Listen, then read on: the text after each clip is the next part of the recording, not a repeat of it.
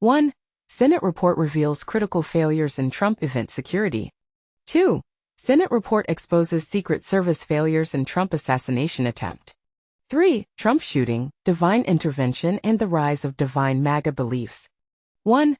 Senate report reveals critical failures in Trump event security. In a recent Senate report, Senator Rand Paul, the chairman of the Homeland Security and Governmental Affairs Committee, has shed light on the resources that were denied for Trump events in 2024. The report, released on the first anniversary of the attempted assassination of then-candidate Donald Trump in Butler, Pennsylvania, largely echoes the findings of a preliminary report from September 2024. However, it does provide new insights into the stunning failures of the United States Secret Service that led to the shooting of Trump on July 13, 2024. The report, based on a bipartisan investigation and 75,000 pages of documents, highlights several instances where the Secret Service denied or failed to fulfill requests for additional resources to support Trump during his campaign. This includes the denial of countersnipers at a rally in South Carolina, and the lack of countersnipers at Trump's July 9, 2024, rally in Doral, despite a briefing the day before that indicated the need for them. The report also points out communication failures between local law enforcement and the Secret Service, which led to vulnerabilities on the day of the Butler rally. It argues that there has been insufficient accountability for Secret Service officials involved in the incident, with 6 individuals facing disciplinary action, but receiving penalties deemed too weak to match the severity of the failures. The report further alleges that former Secret Service Director Kimberly Cheadle made false statements when testifying before Congress following the attack. Cheadle claimed that there were no requests that were denied for the Butler rally, but the committee found evidence of at least 2 instances of assets being denied by the USSS headquarters related to the rally. This report raises serious questions about the adequacy of the resources and protection provided to presidential candidates and the accountability of the Secret Service. It's a topic that's sure to spark debate and discussion, and we invite you to share your thoughts in the comments. 2.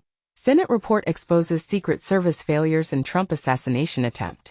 A presidential candidate was nearly assassinated, and a new Senate report reveals a shocking level of failure within the Secret Service. Last year's shooting at a Donald Trump rally in Pennsylvania wasn't simply an isolated incident, but the culmination of systemic problems, according to a recently released Senate report detailing the events of July 13, 2024. The report paints a disturbing picture of negligence and missed opportunities that allowed an assassination attempt to unfold, resulting in tragedy for rally attendees. The investigation, led by Homeland Security Committee Chairman Rand Paul, uncovered that the Secret Service failed to act on available intelligence and didn't effectively coordinate with local law enforcement or Trump's security detail leading up to the rally in Butler, Pennsylvania. This wasn't a matter of a single mistake, Senator Paul emphasized. It was a complete breakdown of security at every level, stemming from bureaucratic apathy, unclear procedures, and a concerning unwillingness to address known threats. He stressed the urgent need for accountability and comprehensive reforms to prevent a recurrence.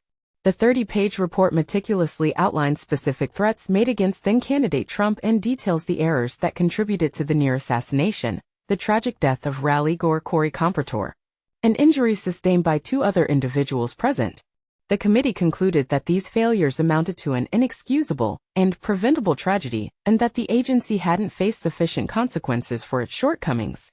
Senator Paul went further, stating in a recent interview on CBS's Face the Nation that he believes the situation was a cultural cover-up within the Secret Service.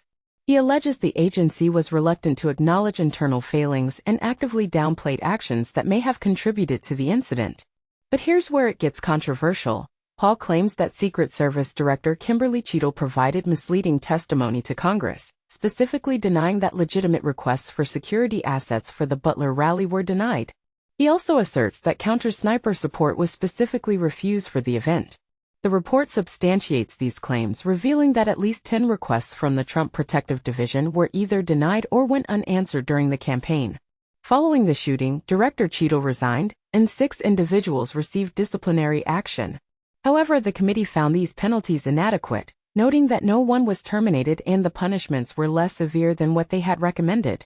Paul expressed concern that some of those involved could potentially be entrusted with security responsibilities for future presidential candidates, posing a significant risk.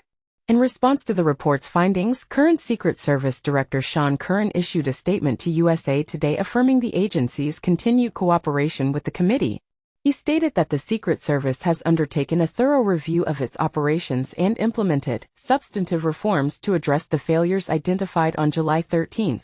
The agency has already acknowledged breakdowns in communication, technological issues, and human failure as contributing factors to the tragedy, describing the attack as an operational failure, and nothing short of a tragedy. They have also indicated they are actively revising procedures and seeking additional resources to implement the recommendations put forth by Congress. And this is the part most people miss. While the Secret Service acknowledges failures and promises reform, the question remains, are these changes sufficient to truly address the underlying cultural issues Senator Paul highlighted? Is disciplinary action enough, or should there be individual accountability for the preventable loss of life? Do you believe the Secret Service has been transparent in its assessment of the events, or is a deeper investigation still needed? Share your thoughts in the comments below. Do you agree with Senator Paul's assessment of a cultural cover-up, or do you believe the agency is genuinely committed to preventing future tragedies? 3. Trump shooting, divine intervention, and the rise of divine MAGA beliefs. Imagine the scene, a quiet rural road in Connoquenessing, Pennsylvania, where the landscape is dotted with cornfields and farm stands, and the air is thick with the scent of earth and possibility. Just a year ago, this tranquil setting was shattered by an event that would forever alter the course of American politics and the beliefs of millions. On July 13, 2024, a shooter nearly took the life of Donald Trump at a rally in Butler, Pennsylvania. The aftermath of this near-miss has sparked a surge in religious fervor among Trump supporters, leading to a profound shift in their beliefs and the broader political landscape. But here's where it gets controversial. The event has also ignited a debate about the intersection of faith and politics and whether Trump's survival can be attributed to divine intervention or mere coincidence. The billboards along the road from Pittsburgh to Butler, quoting 1 Corinthians and Psalm 27, and a local church sign featuring an American flag twisted into the shape of a Y, serve as poignant reminders of the event and its spiritual significance for many. The image of the twisted flag, which some saw as an angelic presence, has become a powerful symbol for Trump supporters, joining other iconic images like the photo of Trump's bloodstreaked cheek and raised fist. This symbolism has only deepened the religious dimension of Trump's movement, culminating in his claim at his second inauguration that he was saved by God to make America great again. The idea of Trump as a divine instrument was not entirely new. Whispers of messianism had already circulated among some of his supporters, such as the QAnon offshoot called Negative 48. Trump himself has long claimed that God was on his side, and his rallies have often been described in spiritual terms. But after the assassination attempt, the narrative took on a more explicit and fervent tone. Ralph Reed, an influential evangelical leader and Republican strategist, stated it is difficult not to see the hand of Providence in Trump's survival of 2 assassination attempts, one by less than an inch. He went on to say President Trump has said publicly he believes God spared his life, and millions of his supporters feel the same way. For what purpose only God knows, but it clearly isn't an insubstantial one. The Faith and Freedom Coalition, led by Reed, estimates that the population of social conservatives and evangelicals has increased tenfold since the 1990s and by about 30% since 2010. This growth is particularly striking given the decline in regular church attendance. According to the General Social Survey by NRC at the University of Chicago, only 37% of U.S. adults attended religious services at least once a month in 2024, down from 55% in 1972 and 47% in 2000. Politics has increasingly entered the pulpit, driven by the demands of congregants and the fear of pastors losing members, as detailed in Tim Alberta's 2024 book, The Kingdom, the Power and the Glory. On Monday, the Trump administration announced that a federal prohibition on campaigning by nonprofit organizations does not apply to houses of worship, implementing a long-standing campaign promise to let churches make more explicit political endorsements. Trump, known more for his political acumen than his personal piety, has long enjoyed the overwhelming support of evangelicals. His reaction to the Butler shooting was initially, "I'm not supposed to be here," meaning he was not supposed to be alive, according to a new book about the campaign, 2024, How Trump Retook the White House and the Democrats Lost America. His top advisor, Susie Wiles, told him, "You do know this is God," the book says. After that, Trump began saying if anyone ever doubted there was a God, that proved there was. In Butler the day after the shooting, County GOP Chair Jim Healings recalled trying to return to the crime scene and being unable to get near it across the police tape. But he did notice that all the church parking lots were full. "We cling to our guns and our Bibles," Healings said, reappropriating an infamous remark about small-town Pennsylvania that Barack Obama made at a San Francisco fundraiser in 2008. That morning at the Church of God at Connoquenessing, Pastor Keith Carnes preached about the fragility of life, quoting Psalm 90, likening man's time on earth to the grass that grows and withers. His own son, daughters-in-law, and grandchildren were at the rally, seated in the bleachers behind the stage. They became friendly with a kind man seated in front of them, Corey Compertor, a 50-year-old local volunteer firefighter who was there with his family. Before Trump arrived, Compertor had helped Carnes's 12-year-old granddaughter, Alexa, recover her dropped phone after it fell through the bleachers, and he passed out water bottles to help those around him stay hydrated in the heat. When the gunman opened fire from a nearby factory roof, Compertor was struck and killed trying to protect his family. "It's one of those things where you feel like you're in this place at a certain time, and there's a reason for it," Lisa Carnes, Alexa's mother and the pastor's daughter-in-law said. "I felt like, God, why take him? You could have taken me." That night the Carnes family met with the pastor and showed him the photos of the twisted flag. He decided to put the image on a sign for the church, as a message of comfort, to thank God for keeping them safe and to honor Compertor. "It wasn't necessarily a political statement," he said. On the way home, Alexa told Lisa Carnes that she had prayed for Trump before the rally, asking God to protect him. Lisa Carnes suggested she write Trump a card telling him, "Dear President Trump," the 12-year-old wrote in green pen, under a sketch of an American flag, "I was on the same bleachers of the man who died. Before the rally I had prayed that you wouldn't get shot because it sounded like something that might happen. God answered my prayers. I will still pray for you. I hope you win the election." He wrote back a few weeks later, "For you and all those in attendance on that fateful day, we remain resolved to fight for our great country," Trump and his wife, Melania, said. "May God bless you and keep you safe, little one." Lisa Carnes framed the letter and hung it on a wall in their home. The Republican National Convention that immediately followed the shooting brought talk of God's hand from private rumblings to the primetime stage.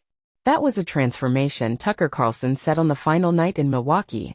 "This was no longer a man. Divine intervention," a man shouted from the floor. "I think it was," Carlson agreed. He went on, "I think even people who don't believe in God are beginning to think, maybe there's something to this, actually." Trump's son Eric embraced the sentiment in his speech introducing his father. "By the grace of God, divine intervention and your guardian angels above, you survived." The candidate himself attested, "I felt very safe because I had God on my side." By the time Trump returned to Butler for a second rally in October, a man dragged a wooden cross up and down the road to the fairgrounds. At a prayer circle the night before, Susan Sevey from East Liverpool, Ohio, who had also attended the July rally, said the time when Trump was shot, 6:11 p.m., corresponded to a verse of Ephesians about putting on the armor of God. On the rally stage, speakers recalled seeing signs or hearing a heavenly voice. "That flag right there displayed like a crucifix or an angel on it," Butler Township Commissioner Sam Cerzolo said. "I know everybody has seen that, and I think that was a warning. I heard a voice, loud, clear, rich and reassuring," said James Sweetland, a retired ER doctor who tended to Compertor. "It spoke to me. It said go. Go, they need your help.